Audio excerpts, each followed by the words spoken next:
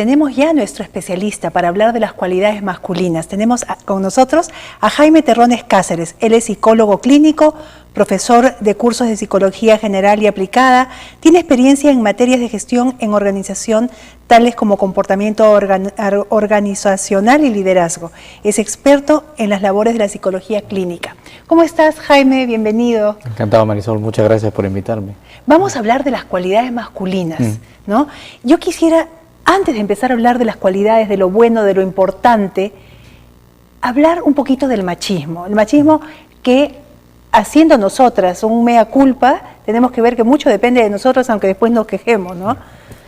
Y sí, el machismo más que nada es una actitud, ¿no es cierto? Una especie de disposición a expresar violencia, hostilidad, agresividad y un afán de dominio sobre la figura femenina. Ahora, esto sucede porque tradicionalmente la cultura ha presionado en esa dirección. Claro. Aunque antiguamente el matriarcado pesaba más, pero ya en el mundo moderno ha habido una especie de inclinación hacia pensar que la mujer pues es secundaria, poco importante, etcétera, ¿no? Entonces desde ahí se ha arraigado el machismo. Claro, porque muchas veces no sabemos que en el tiempo del matriarcado hubo todo un tiempo de la mujer, de apogeo de la mujer, que luego fue, fue abusado por ellas mismas, ¿no? Sí. Luego ha sido el tiempo del hombre y que hemos visto también el abuso de parte de lo masculino. Generalmente se origina en tendencias de inseguridad que tienen que ver justo con la formación y la crianza a cargo de madres, a veces muy autocráticas, a veces muy distantes y a veces muy abusivas, ¿no? Entonces este resentimiento parece que en el hombre adulto, digamos, se expresa, se reedita y se manifiesta en la relación de pareja, ¿no? Claro, en esa expresión de violencia, de autoritarismo, pero también muchas veces y de una manera muy sutil en los chistes. Sí, claro. ¿No? Claro. En los chistes y en las burlas a la mujer, que es otra forma de ejercer una violencia. Es todo un estereotipo, ¿no? Por ejemplo, si bien hay diferencias evidentes entre hombre y mujer, no se puede decir bajo ninguna circunstancia que el hombre es mejor ni que la mujer es mejor, bajo ninguna circunstancia. Claro. Te digo un ejemplo de una diferencia. Por ejemplo, es verdad que ancestralmente la mujer tiene mucho más habilidad para el pensamiento analítico fino, ¿no? Ha tenido que, por ejemplo, hacer labores específicas como el tejido, el cuidado de los niños, etcétera. Te hablo de hace cientos de miles de años. Desde las cavernas.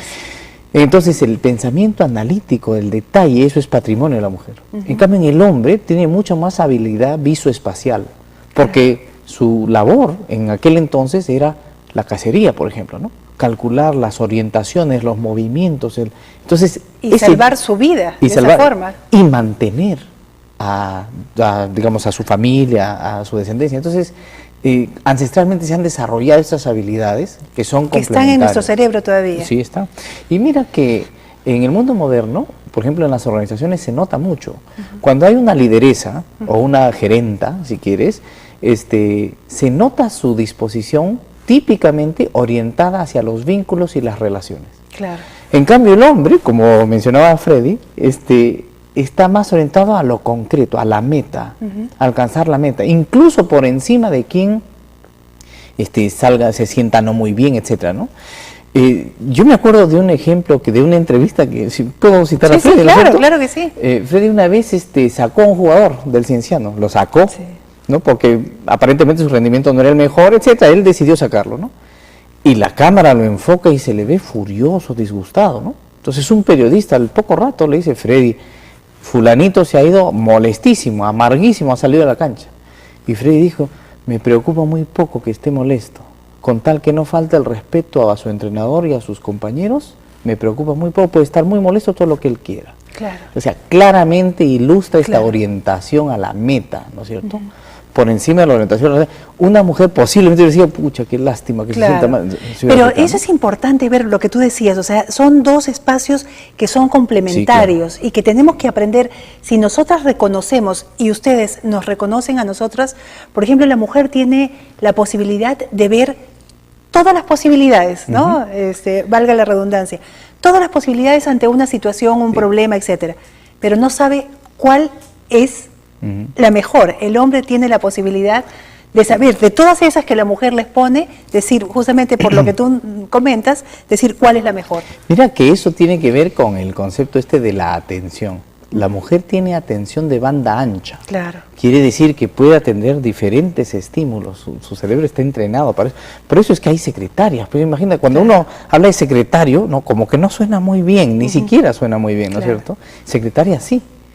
Entonces, para el hombre es más difícil hacer tareas en simultáneo. Claro. En cambio, el hombre tiene atención de banda estrecha, se concentra en una sola cosa. Necesita más silencio, por ejemplo, ¿no? Estamos hablando, por supuesto, en términos promedios, hay excepciones. Claro, en pero eso que tú comentas es bien importante, porque a veces los hombres se quejan de que las mujeres hablamos mucho y no nos damos cuenta que cuando tenemos un problema reaccionamos de manera distinta. Las mujeres tenemos que hablarlo para procesarlo, hablarlo con la amiga, con la mamá, con la hermana, con la tía, Claro. ¿no? En cambio el hombre se lo calla y lo tiene que procesar solo. Sí. Entonces eso es lo que muchas veces no entendemos, porque el hombre dice, ¿y cuándo se calla? Y y la otra dice, cuando lo ve, ya no me quiere, está pensando en otra. Y te digo más, tú sabes que el lenguaje es el mejor evacuador de la ansiedad. Claro. Entonces, las mujeres son, teóricamente por lo menos ansiosas que el hombre, porque no paran de hablar. Claro. Entonces, hablan y hablan en un tono emocional muy intenso, a diferencia del hombre, ¿no? Que su habla claro. No hay emoción ahí, no hay emoción. Hay entonces, mucha lógica. No evacúan emociones, y eso tiene un correlato en términos de quién vive más. Claro. Porque la mujer vive mucho más. Claro. Y una explicación tiene que ver con el hecho de que evacúa muy mal su ansiedad. El hombre, ¿no? El hombre, en cambio, claro. la mujer sí vive más tranquila por esta disposición a comunicarse y muy nos emocionalmente, ¿no? Y nos escuchamos, las Sí. amigas nos escuchamos, y es más, nos repetimos las cosas y vamos al detalle, pero pero dime antes, o sea, ¿cómo empezó esto? ¿No? Claro. No queremos ir al grano, que el hombre dice, Sí. bueno, ya al grano, dime, de una vez, ¿qué pasa? Pero tú sabes que en una familia es indispensable la figura masculina y Claro. esta actitud, ¿no es cierto? Claro. Porque uno de los roles que yo quería mencionar ahora que hablas de cualidades masculinas, muy importante en el hombre, es su rol discriminador. El hombre tiene por virtud acercar a los niños a la cultura. Eso no implica alejarlos de la madre, pero claro, temporalmente romper la simbiosis y hacerlos enterarse de que hay un mundo afuera y que existe. Esa es la labor del padre. La labor del padre es muy importante, ¿no? Y que el niño vea eso, Claro. ¿no? Que se dé cuenta de que son dos roles diferentes, uno de acogimiento, de ternura, de reaseguramiento. Y de hogar. Claro, y otro de emprendimiento, ¿no? De descubrimiento, de inscripción en la cultura. ¿Y qué puede hacer una madre que está sola, ¿no? Que cría sola a los hijos, para que esta parte que ella no le puede dar, también la reciban sus hijos? Esa es una pregunta bien importante y bien básica. No se trata de que la mamá haga el rol de padre y madre, eso normalmente no es posible. No sale bien. No sale bien. El niño necesita una figura masculina que claramente lo discrimine. Entonces, ¿qué puede hacer esta mamá? No tiene que casarse nuevamente y tener un novio ni un amante. No es puede hacerlo. Puede hacerlo, Ya. ¿no? En buena hora, si es así es mejor. Porque el niño además necesita ver cómo su mamá, una mujer, se relaciona con una figura masculina, ¿no? Necesita ver ese vínculo. Pero puede ser, por ejemplo, un tío, un primo, un amigo que haga las veces de figura masculina, alguien que esté cerca a él. No tiene que estar vinculado amorosamente con la madre, basta que haya la presencia de alguna forma de vínculo familiar, el abuelo, el tío, claro, ¿no? alguien así, ¿no? Claro. Alguien que frecuente a la mamá. Claro. Y que el niño vea pues que son roles sociosexuales diferentes, ¿no? Claro. Y que tiene que aprender de uno y de otro, ¿no?